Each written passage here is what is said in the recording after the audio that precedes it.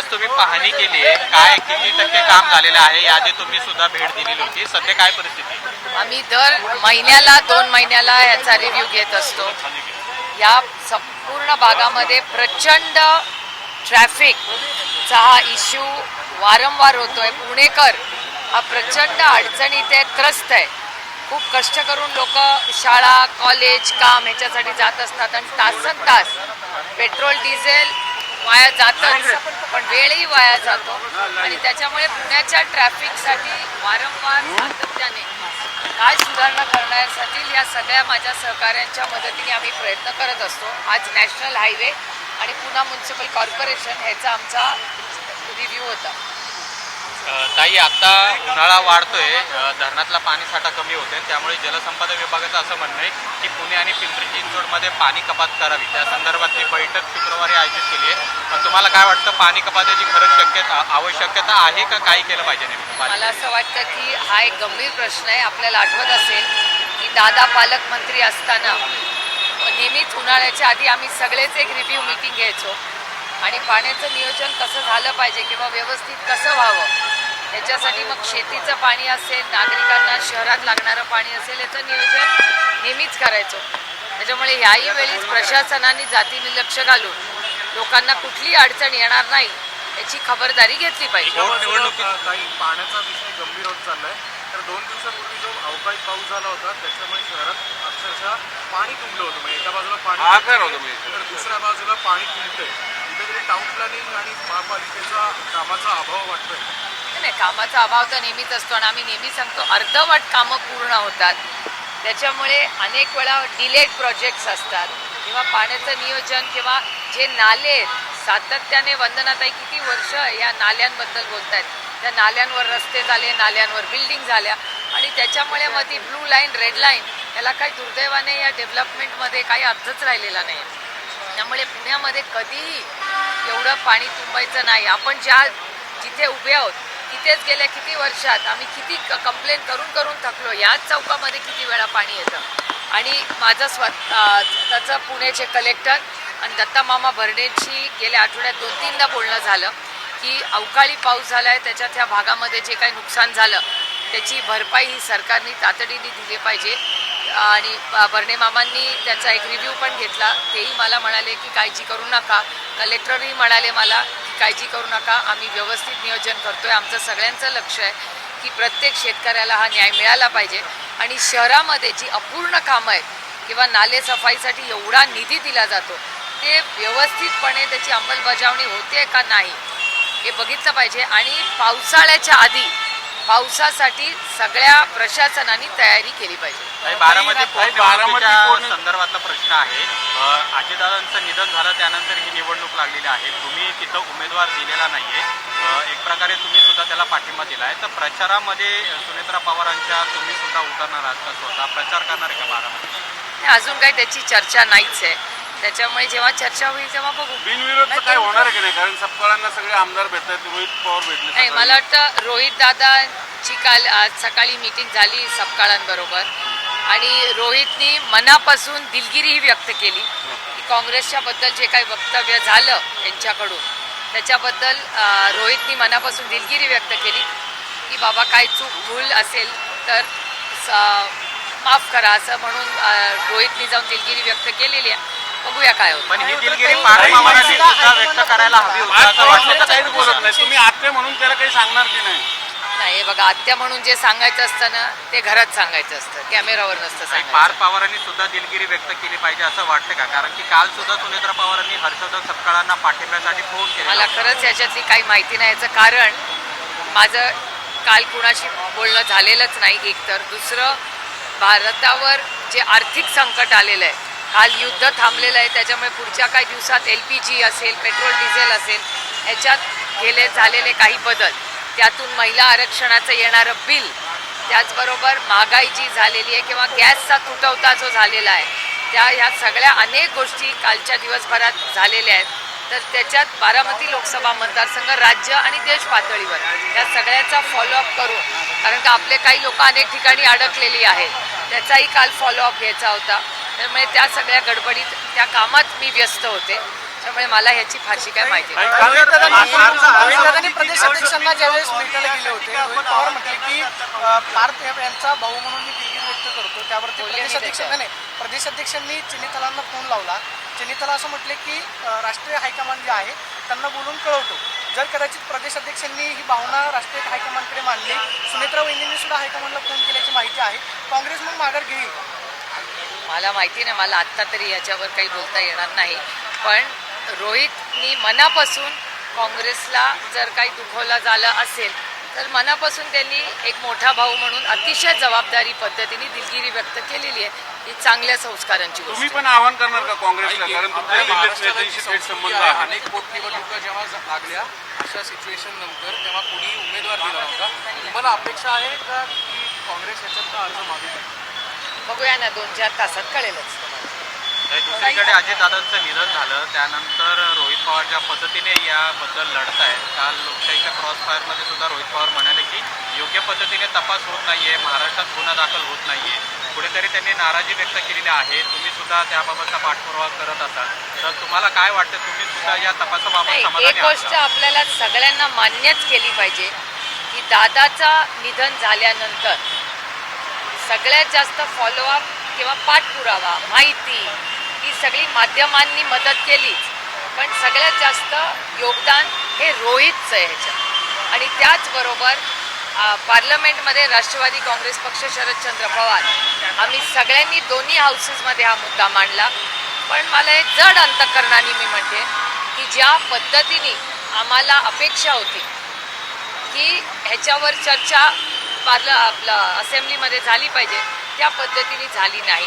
माननीय मुख्यमंत्र्यांनी रोहितनी मांडलेल्या प्रश्नावर उत्तर दिलं आणि आम्ही करू. पण मला एकच प्रश्न महाराष्ट्र सरकारला विचारायचा आहे की माननीय दादा हे ह्या राज्याचे उपमुख्यमंत्री होते, तर काँग्रेसनी FIR कर्नाटकाच्या सरकारमध्ये केला.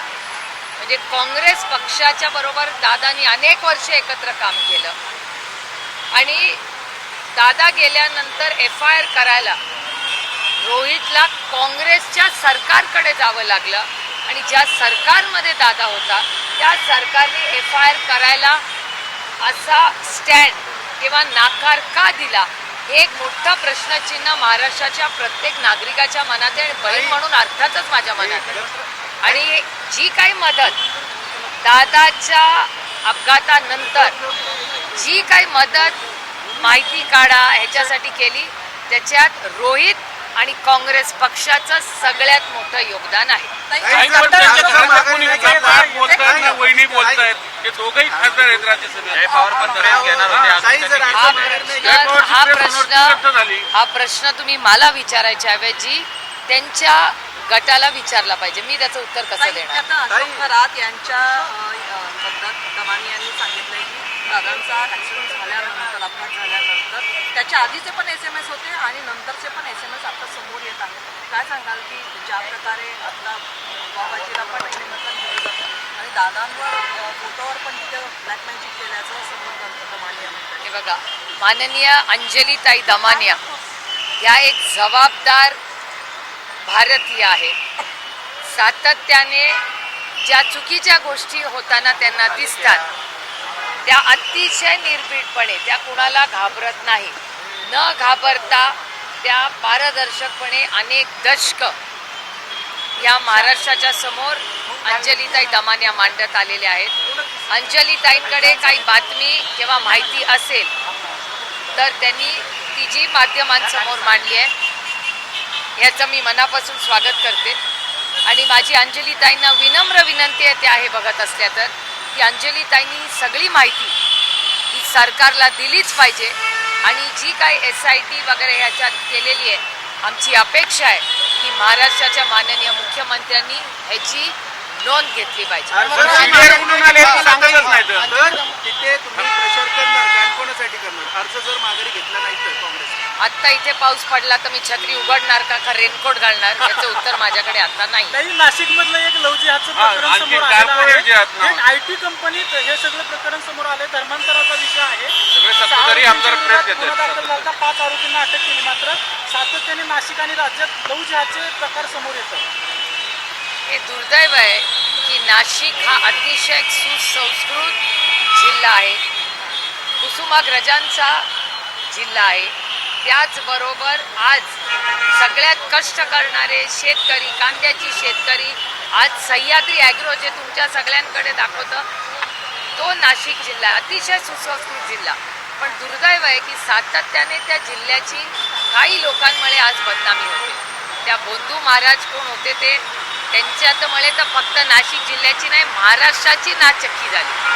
दिल्लीमध्ये जेव्हा जेव्हा गेल्या काही दिवसात मी पार्लमेंटला गेले प्रत्येक जणांनी मला घरात बोंधू बाबाबद्दल चेष्टा केली आहे माझी आणि म्हणले अरे तुम्हारे महाराष्ट्र में सुप्रिया क्या हो रहा है. म्हणजे इतकं वाईट वाटतं की ज्या छत्रपतींच्या महाराष्ट्रामध्ये शाहू फुले आंबेडकरांच्या महाराष्ट्रात आम्हाला सार्थ अभिमान आहे की जेव्हा जेव्हा या देशात क्रांती झाली, सामाजिक परिवर्तन झालं ते तुमच्या आणि माझ्या महाराष्ट्राच्या मातीतून सुरू झालं आणि देशाला दिशा द्यायचं काम महाराष्ट्राने दिलेलं आहे. हा पुरोगामी विचाराचा महाराष्ट्र आहे. त्याच्यात ह्या सगळ्यांच्या घाणेरड्या गलिच्छ कृतीमुळे महाराष्ट्राचं नाव राज्यात नाही देशात खराब होतं. त्यामुळे या सगळ्या गोष्टींवर पोलिसांनी जी ॲक्शन घेतली त्याचं मी स्वागत करते आणि कौतुक करते. एवढीच विनंती आहे की आत्तापर्यंत पारदर्शकपणे जे काय झालं त्याच पद्धतीने कुणाचाही दबाव न घेता, प्रेशर घेत देता महाराष्ट्रातल्या प्रत्येक त्या व्यक्तीला न्याय मिळाला पाहिजे याच्यासाठी आपण सगळ्यांनी प्रयत्न केले पाहिजे. काही नेते त्यांना बाबाला भेटायला जातात आणि ते फोटो आलेत समोर, त्यांना काही सांगणार की नाही बाबा इथून पुढे तरी थांबा.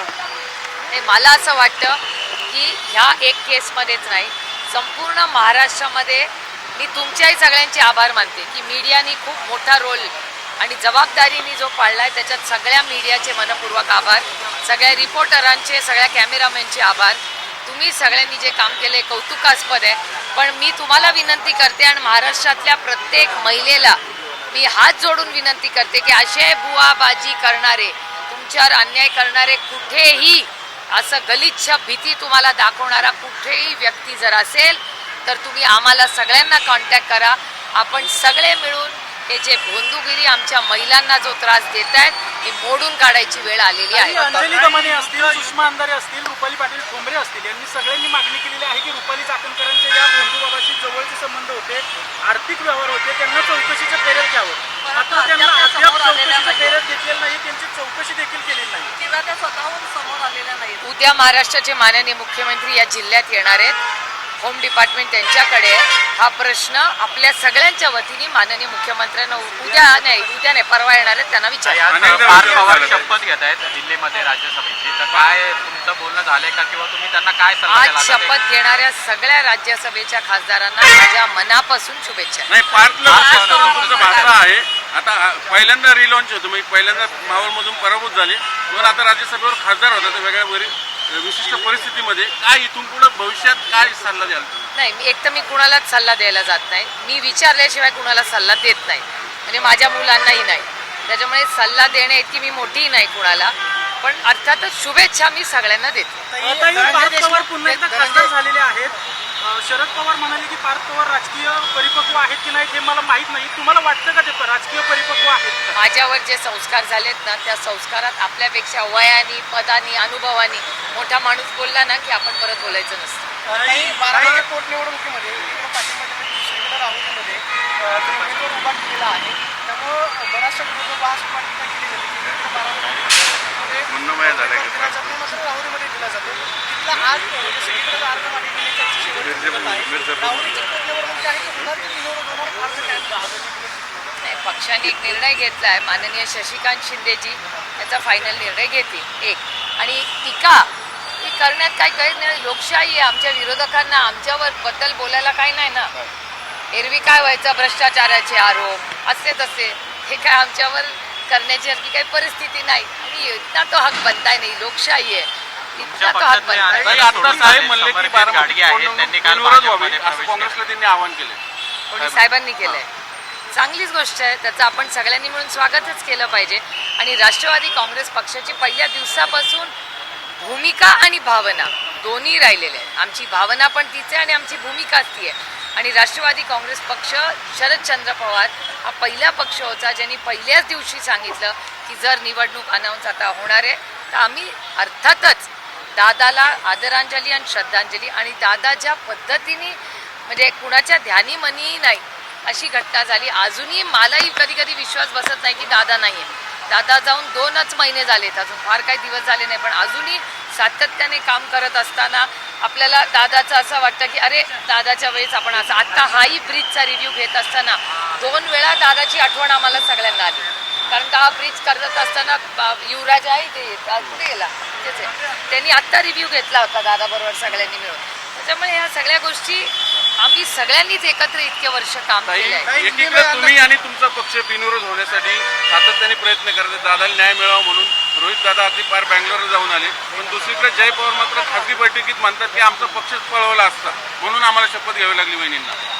अविश्वासाचं वातावरण आहे. खाजगीमध्ये कोण काय बोललं मला माहिती नाही, पण तुमच्या चॅनलवर जयचं एक स्टेटमेंट मी पाहिलं तुमच्या चॅनलवर की जे रोहित दादाचं मत आहे तेच माझं मत आहे, तुमच्या चॅनलवर तुम्ही दाखवलं. त्याच्यामुळे रोहितनी जी लाईन घेतली आहे ती अर्थातच सगळ्यांना योग्य वाटते. आणि रोहित हा एकटाच व्यक्ती आहे जो आज रोज आणि सातत्याने रोहित गल्लीपासून दिल्लीपर्यंत रोहित रोजच या गोष्टीचा पाठपुरावा करतो. आणि ज्या प्रश्नाची उत्तरं तुम्हाला हवी आहेत ती आज रोहित पोट तिडकीनी सातत्याने मांडतो. संतोष देशमुख हत्या प्रकरणामध्ये तुम्ही केंद्रीय गृहमंत्री असतील किंवा वेगवेगळे मुद्दे मांडलेले आहेत. त्यांच्या निधनानंतर सरपंच पदाची जी पोटनिवडणूक होती ती गावामध्ये बिनविरोध व्हावी असं वाटत असतानाच तो गावकऱ्यांनी विरोध केलेला आहे. त्यांची पत्नी निवडणुकीसाठी उभी राहते. त्यांना काय आवाहन कराल? संतोष देशमुख हत्या प्रकरणानंतर राज्यभरामध्ये जे बीडचं चित्र समोर आलं त्याच्यामध्ये एका मंत्रिपदाचा राजीनामा घ्यावा लागला, काय आवाहन करणार का? ते कसं आहे, संतोष भाऊंची ज्या पद्धतीने हत्या झाली ती माणुसकीला काळीमा फासणारी अतिशय दुर्दैवी घटना. आणि त्यांचे आणि माझे ह्या सगळ्या घटना झाल्यानंतर कौटुंबिक संबंध झाले. म्हणजे माझ्यासाठी ते माझ्या कुटुंबाचाच महत्त्वाचा भाग हे देशमुख कुटुंब आहे. आणि जर त्यांच्या वहिनी आता जर लढणार असतील तर मला वाटतं सगळ्यांनीच गावकऱ्यांनी एकत्र येऊन तो सन्मान त्यांचा करावा. अर्थातच अशी विनंती मी 2 गावकऱ्यांना करेन. वर्षापूर्वीचा जो स्कॅम आहे 2024 सातारा पोस्ट ऑफिसच्या संदर्भात काल तुम्ही पोस्ट केलेलं आहे, अजूनही क्लेम मिळालेला नाही असा दावा आहे. काय नेमकं हे थोडंसं प्रकरण? काल तिथले लोक मला भेटले आणि त्याचं म्हणणं आहे की एक मोठा स्कॅम तिकडे झालेला आहे. आधीही त्याचा मी फॉलोअप घेतलेला होता. अजून त्याच्यावर भारत सरकारने कुठली ॲक्शन घेतलेली नाही, म्हणून पुन्हा मी त्याचा काल ट्विट केलेला आहे.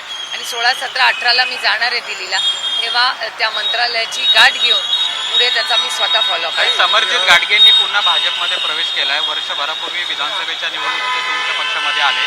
काल बोलताना ते असं म्हणाले की माझा मूळ पक्ष हा भाजपचाच आहे, म्हणजे मी भाजपचाच आहे. तर हे सगळे राजकीय नेते आहेत ते त्यांच्या गरजेसाठी अशा पद्धतीने पक्षप्रवेश करतात का? म्हणजे तुमच्या पक्षात त्यांनी प्रवेश केला आणि विधानसभा सुद्धा लढवली आणि वर्षभरात सुद्धा मी तुम्हाला सांगू का, ही लोकशाहीमध्ये प्रत्येकाला कुठला निर्णय घ्यायचा हा त्याला अधिकार भारतरत्न डॉक्टर बाबासाहेब आंबेडकरांच्या संविधानाने दिलाय. त्याच्यामुळे कोणी काय निर्णय घ्यायचा हा त्याचा वैयक्तिक निर्णय आहे. हिंदी में जानना चाहिए, बारामती बाईपोल्स के इलेक्शन होने जा रहे हैं, पर कांग्रेस ने भी वहाँ पर एक सीट दी है. रोहित पवार एग्रेसिवली आगे आ रहे हैं कि वो जो फॉर्म है वो पीछे लिया जाए. क्या कहना चाहिए इसके बारे में? मेरे ख्याल से आज रोहित कांग्रेस पार्टी के जो नेता है, महाराष्ट्र के अध्यक्ष हैं, उनको मिलने गया था. और जो कांग्रेस के बारे में कहा गया उसके बारे में उसने जाके कांग्रेस की माफ़ी भी मांगी कि जो स्टेटमेंट आया मैं गलत हो गया. कांग्रेस का और हमारे 60 दशकों के आदरणीय पवार साहब पहली बार जो खड़े हुए कांग्रेस के टिकट पे ही खड़े हुए. और मेरे भाई, बड़े भाई अजीत दादा पवार, ये भी जब लड़े तो कांग्रेस के ही टिकट पे लड़े. इसलिए कांग्रेस के, अजीत दादा के और हमारे सिर्फ पारिवारिक वैचारिक संबंध नहीं, एक विश्वास का बहुत सालों का नाता रहा है. और जो कहा गया उसके रोहित को हमारी तरफ, सबकी तरफ से रोहित ने जाके वहाँ बोला कि मुझे बहुत दुख हुआ, मैं माफ़ी मांगता हूँ. एक बहुत मैच्योर लाइन रोहित ने ली है और आगे बहुत सारे लोगों से बात हो रही है, देखते क्या होता है. स्टेटमेंट की वजह से पार्थ पवार बहुत रोल हो रहे हैं. रोहित पवार ने माफ़ी मांगी पर पार्थ पवार की माफी आगे आते हुए नहीं दिखे. ये उनके गठ का अंतर्गत मामला है. 5 राज्यों के चुनाव होने जा रहे हैं, कैसे देखते हो? कहाँ पर कांग्रेस की अलायंस या फिर कांग्रेस आएगी, ऐसा लगता है बीजेपी का? ये अभी तो माहौल सब जगह हो रहा है. मेरे ख्याल से वेस्ट बंगाल, तमिलनाडु और केरला, इन 3 राज्यों में कांग्रेस और इंडिया अलायंस का परफॉर्मेंस बहुत अच्छा रहेगा। आसाम में कांटे की लड़त चल रही है, लेकिन मुझे भी आश्चर्य लगा कि आसाम में बहुत सारी चीज़ें जो कल और परसों में आपके चैनल पे देखी, वो एक असंवैधानिक चीज़ें दिखी रही है और मुझे आश्चर्य लगा कि ऐसा भी हो सकता है। इसकी इंक्वायरी होनी चाहिए। महिला आरक्षण बिल पर विश्व पर आरोप लगाने के बाद पवन खेड़ा को अरेस्ट किया है, उसको अभी तक बेल नहीं मिला। क्या लगता है कि प्रेशर पॉलिटिक्स में पवन खेड़ा को अरेस्ट किया? ये बहुत दुख की बात है जो हो रहा है। एक सशक्त लोकतंत्र में ये चीज़ें शोभा नहीं देती। आने वाले चुनाव के देखते हुए महिला आरक्षण का मुद्दा सामने रखा जाएगा, क्या करेंगे? 16, 17, 18 को एक स्पेशल सेशन बुलाया गया है। अभी भारत सरकार और पार्लियामेंट से ऑफिशियल प्रस्ताव या बिल हमें नहीं भेजा गया है। जब बिल आएगा हम पूरी हमारी पार्टी और हमारा महाविकास आघाड़ी और इंडिया अलायंस इस पर सोच विचार करेगा। उसके बाद तय करेंगे कि आगे कैसे जाना है। हम ऑफिशियली देखिए जो बातें हो रही है वो चैनलों पे हो रही है, कॉरिडोर्स में हो रही है। एक ऑफिशियल प्रस्ताव सरकार की तरफ से नहीं आया। जब आएगा तो विस्तार से मैं आपसे उस पर बात करूँगी। नाही, हे सरकार नेहमी म्हणतं की आम्ही सीज फायर हो गई है, पर भी फिर भी इसराइल से अटैक किया गया है और स्टेट ऑफ हॉर्मुज फिर से बंद हो गया है। ये बहुत दुख की बात है, क्योंकि कल सबको उम्मीद थी, क्योंकि कोई भी जो युद्ध होता है वो किसी के लिए जीत नहीं होता। इसमें सब बच्चे, महिला, उनका ही नुकसान सबसे ज़्यादा होता है। तो ये बहुत दुख की बात है। जब एक अग्रीमेंट हुआ था कि अब सबको लग रहा था कि दुनिया में शांति होगी, तो शांति की तरफ हम जा रहे थे और ये हो रहा है, ये बहुत दुख की बात है। भाई नवाज शरीफ उन्होंने बीच में मतलब बातचीत की है दोनों देशों से, पर पंतप्रधान नरेंद्र मोदी कहीं पर भी आगे आते हुए नहीं दिखे। फिलहाल उनका ट्वीट भी नहीं दिख रहा है इस सभी मामलों पर, सीज फायर ये फॉरेन पॉलिसी भी की क्या लाइन है सरकार पे, हम भी रुके हुए हैं। ऑफिशियल स्टेटमेंट आएगा, तो जब ऑफिशियल स्टेटमेंट आएगा तो देखते हैं। नहीं तो हम पार्लियामेंट में जब जाएंगे तब ज़रूर भारत सरकार को पूछेंगे कि एमईए की ऑफिशियल लाइन क्या है और देश क्या सोच रहा है। विश्वगुरु ताई, कहने नेहमी जाने तुम्ही वाले आधीपासून विश्वगुरु कहने जाने वाले नरेंद्र मोदी इस बारे में इस बार शांत रहे, क्या कहना चाहोगे इस बारे में? ऑपोजिशन करके नहीं, ये ऑपोजिशन का सवाल नहीं, देश का सवाल है और दुनिया का सवाल है। तो हमारी अपेक्षा है कि जयशंकर जी इस पर एक ऑफिशियल स्टेटमेंट करें और हम जब पार्लियामेंट में 16 तारीख को जाएंगे ज़रूर इसकी मांग करेंगे कि भारत सरकार की लाइन क्या है और फॉरेन पॉलिसी पे क्या तय हुआ है। क्योंकि ऑल पार्टी मीटिंग जब हुई थी तब विस्तार से इस पर बात हुई थी। उसके आगे भारत सरकार ने क्या किया उसका ब्रीफिंग भारत सरकार ने हम सबको करना चाहिए। ताई तुम्ही आधी बस ना तर ग्राउंड रियलिटी पे एलपीजी कहीं पर भी कमर्शियल नहीं मिल रहा है, बहुत सी तकलीफ ये बहुत चिंता है। हमने इसीलिए पार्लियामेंट में मैं खुद भी बोली थी, इंडिया अलायंस के सारे हमारे मित्र पक्ष भी बोले, इसीलिए हमने ऑल पार्टी मीटिंग भी बुलाई थी और उस ऑल पार्टी मीटिंग में हमने ये सब मांगे सबकी तरफ से रखे हुए हैं। ताई तुम्ही बोपदेव घाटातनं नेहमी जाता, पण काल संजय जगताप जे नुकतेच भाजपवासी झालेले आहेत, काल भगवा पंच घालून त्यांनी मोर्चा काढला आणि ते म्हणले की या घाटातनं हिंदूंना जाऊ दिलं जात नाही वगैरे असं. आणि एकीकडे हिंदुत्ववादी सरकार आहे पुन्हा हिंदूच मोर्चे काढतात कोंडव्यासारख्या भागातनं. नाही काय करायचं यांना नेमकं? नाही, मला नाही माहिती, मी याच्यावर कानावर आली नाही ही बातमी. पण मी बापदेव घाटातून नेहमीच जाते. तो माझा रोजचाच, म्हणजे आठवड्यातून 2 वेळा तरी मी बापदेव घाटात जाते आणि मी 24 तास असते त्या घाटामध्ये, म्हणजे रात्री उशिरा जाते, सकाळी येते. त्यामुळे संजयना मी फोनच नक्कीच करीन, कारण का आपल्यात ते ज्या पक्षात आहेत त्याच राज्याचे होम मिनिस्टर आहेत, गृहमंत्री त्यांचेच आहेत. तर संजय त्यांच्याच स्वतःच्या गृहमंत्र्यावर अविश्वास का दाखवत आहेत हे चिंताजनक आहे. आणि योगायोगाने 11 तारखेला देवेंद्रजीही पुरंदरला येणारच आहेत. तर मला लक्ष घालावं लागेल की म्हणजे मला देवेंद्रजींना सांगायला लागेल की तुमच्याच पक्षाच्या एखाद्या व्यक्तीला जर असुरक्षित वाटत असेल तर हे अतिशय चिंताजनक आहे की एखाद्या भारतीय जनता पक्षाच्या नेत्याला जर महाराष्ट्रात पुणे जिल्ह्यामध्येच अस्वस्थ वाटत असेल तर हे देवेंद्रजींपर्यंत पोचणं ही माझी नैतिक जबाबदारी आहे. आणि त्याच पुरंदर तालुक्यात जिथे त्यांना अस्वस्थ वाटते त्याच तालुक्यामध्ये माननीय मुख्यमंत्री येणार आहेत. त्याच्यामुळे हे अतिशय चिंताजनक आहे आणि अर्थातच एक लोकप्रतिनिधी म्हणून प्रांजळपणे अतिशय विनम्रपणे ही गोष्ट मी माननीय आदरणीय मुख्यमंत्र्यांच्या कानावर 11 तारखेला घालणार आहे.